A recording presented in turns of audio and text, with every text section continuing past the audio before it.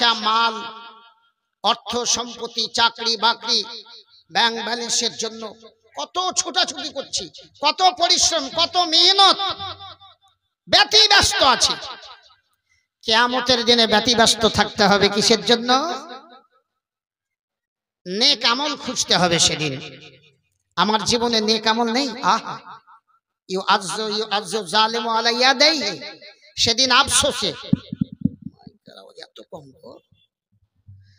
সেদিন আফসোসে মানুষ নিজের বডি কামড় দিবে, হাত কামড় দিবে। কি করলাম দুনিয়াতে? 50, 60, 70, 80, 90 বছর, 100 বছর, তার থেকে বেশি আমি দুনিয়াতে থাকলাম। কত কলা কৌশল করলাম, বুদ্ধি খাটালাম, মাথা খাটালাম, মাথা লাগালাম, শিক্ষা অর্জন করলাম, শিক্ষায় শিক্ষিত হলাম, চাকরি পেলাম, ব্যারিস্টার হলাম, উকিল হলাম, মুক্তার হলাম, জজ হলাম, ইঞ্জিনিয়ার হলাম, বৈজ্ঞানিক হলাম, কত টাকা সঞ্চয় করলাম। এই সঞ্চিত মাল কিন্তু আপনার সঙ্গে যাবে না।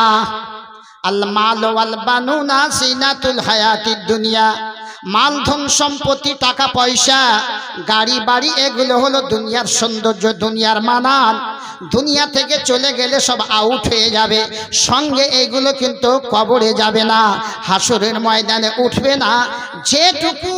যেটুকু দিনী প্রতিষ্ঠানে আপনি দান করবেন, আল্লাহ রাস্তায় আপনি খরচ করবেন, এইটুকু সেদিন আপনি পাবেন।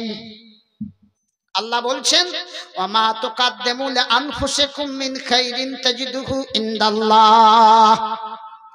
পরকালের পথের পাথেও আগে পাঠাতে হবে, মরে গেলে বন্ধ হয়ে যাবে।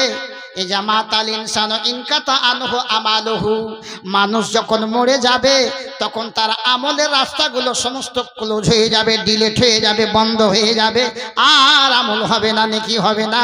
তার আগে যদি আপনি সঞ্চিত নেকি, সঞ্চিত পরকালের পথের পাথেয়, পথের সম্বল পরকালের বিশ্ব ব্যাংকে যদি জমা করেন, ওমা তুকাদ্দিমু লিআনফুসিকুম, পরকালের বিশ্ব ব্যাংকে জমা করেছেন নিজের ভালাইয়ের জন্য, তাজিদুহু ইনদাল্লাহ, তাহলে সেদিন পাওয়া যাবে, নচেত ভাগ্যে কোনো জিনিস আর মিলবে না।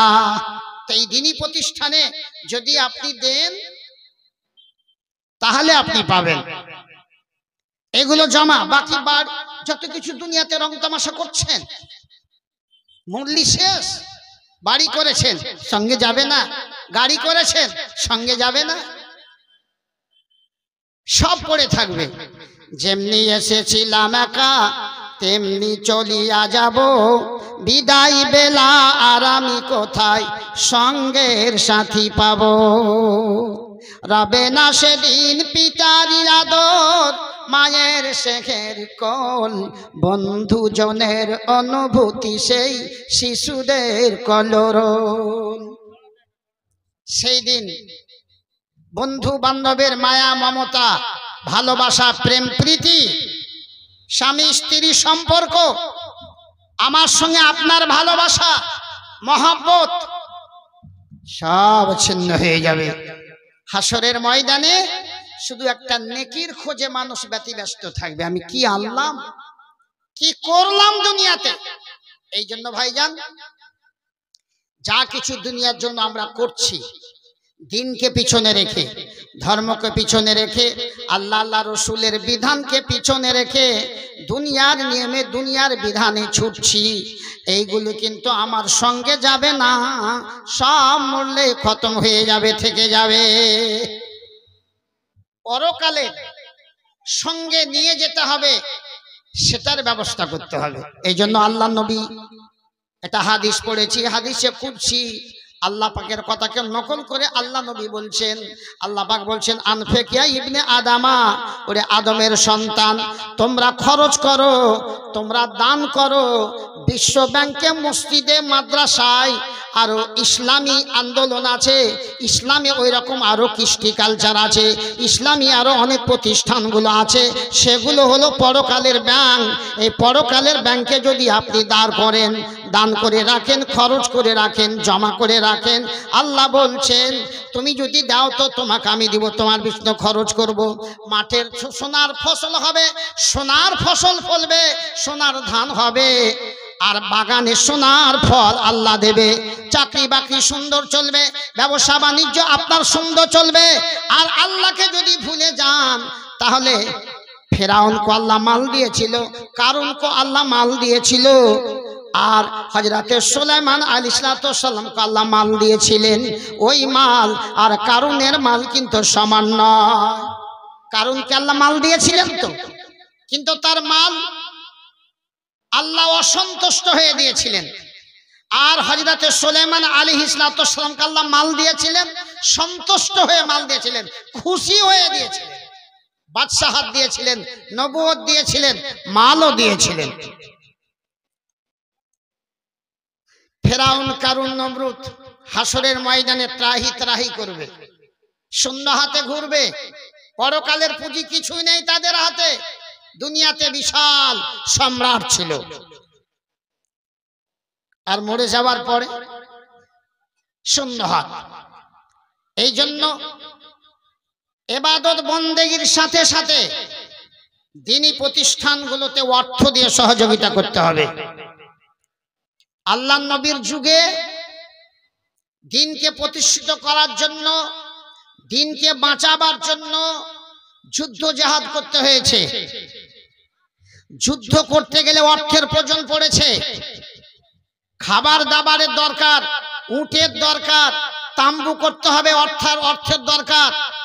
সাহাবা একরামের কাছে, দিনদার ইমানদার ব্যক্তি সাহাবীদের কাছে আল্লাহ রাসূল দরখাস্ত করেছেন যুদ্ধের জন্য প্রস্তুতি নিতে হবে, জান দাও, মালও দাও। জান্নাত পেতে গেলে জান দিয়ে মাল দিয়ে নিতে হবে। আমার সঙ্গে আমার সঙ্গে আল্লাহর জান্নাত পাওয়ার চুক্তি হয়ে আছে। কিসের বিনিময়ে? আল্লাহ বলছেন ইন্নাল্লাহা আশতারা মিনাল মুমিনিনা আনফুসাহুম ওয়া আমওয়ালাহুম বিআন্না লাহুমুল জান্নাহ। নিশ্চয় আল্লাহ রাব্বুল আলামিন মুমিনদের কাছ থেকে খরিদ করে নিয়েছেন তাদের জান আর মালকে জান্নাতের বিনিময়ে।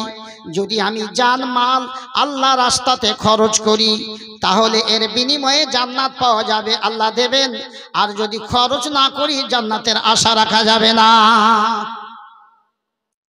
জান মাল দিয়ে, ইবাদত বন্দেগী দিয়ে, মাল খরচ করে জান্নাত পেতে হবে। জান্নাত সহজ পাওয়ার ব্যবস্থা নয়, উপায় নয়। পৃথিবীতে অনেক পরিশ্রম করতে হবে, অনেক পরিশ্রমের মাধ্যমে সেই জান্নাত পেতে হবে। আল্লাহকে সন্তুষ্ট করতে গেলে পাওয়া যাবে। তো ভাইজান, শেষের বেলা যদি কেউ বাকি থেকে থাকেন, দু চারটি কলম আমার হাতে দেন। দোয়া। ও আচ্ছা, এই কয়েকজন আপনার এগুলো প্রতিশ্রুতি দিয়েছেন, বেনামিতে নাম দেননি। চালের আড়ত থেকে 30,000 টাকার প্রতিশ্রুতি দিয়েছেন। দরকার আছে মাদ্রাসাতে 3 লাখ। হ্যাঁ, 3 লাখ। আলহামদুলিল্লাহ। এবং আলহাজ এনামুল হক 1 বিঘা জমি, প্রায় দাম 1.5 লাখ টাকা, নাকি 1.5 লাখ টাকা। এগুলি প্রতিশ্রুতি দিয়েছেন মানে ইনশাআল্লাহ দেবেন। দেওয়ার ইচ্ছা না থাকলে প্রতিশ্রুতি মানুষ দেয় না, ইনশাআল্লাহ দেবেন। বেনামিতে একজন দিয়েছেন, এটা 10,000, এটা 15 লাখ।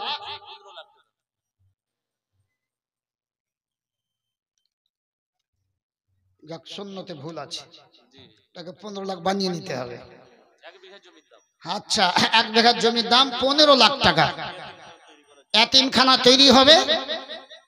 এতিম ছেলেদের জন্য কেউ আহা করার লোক নেই।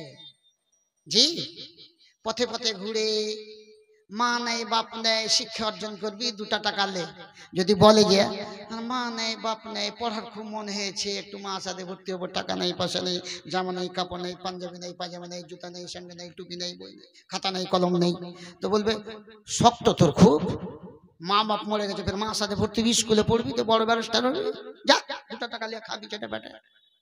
জি না, তার অধিকার আছে, তার অধিকার আছে। তার মা বাপ চলে গেছে, সে বেঁচে আছে সমাজকে পরীক্ষা করার জন্য। সমাজ তার কি করছে। এই জন্য ইয়াতিম ছেলেরা, তার মা নেই বাপ নেই, মা আছে তো বাপ নেই, মা আছে বাপ নেই মানে ইয়াতিম হয়ে গেছে, তার খরচ চালাবার কেউ নেই। এই জন্য ইয়াতিম ছেলেদের জন্য একটা ইয়াতিমখানা তৈরি হবে। তার জন্য 1 বিঘা জমি প্রায় 15 লক্ষ টাকা বেনামিতে একজন দিবেন 1 লক্ষ টাকা, 3 জন যৌথভাবে দান দিবেন, এখানে 1,65,000 টাকা নাকি। নাসির শেখ 65,000 টাকা, আলমগীর মাস্টার 58,000 টাকা, 5,40,000 টাকা না, এটা একটু লেখা থাকলে ভালো হতো, গুনতে হবে সংখ্যাটা। এবং ইট 12,000, দাম হচ্ছে 1,20,000 নাকি। এই দামগুলো প্রতিশ্রুতি দিয়েছেন এবং একটু দোয়া চেয়েছেন, ইনশাআল্লাহ একটু আমরা দোয়া দিব।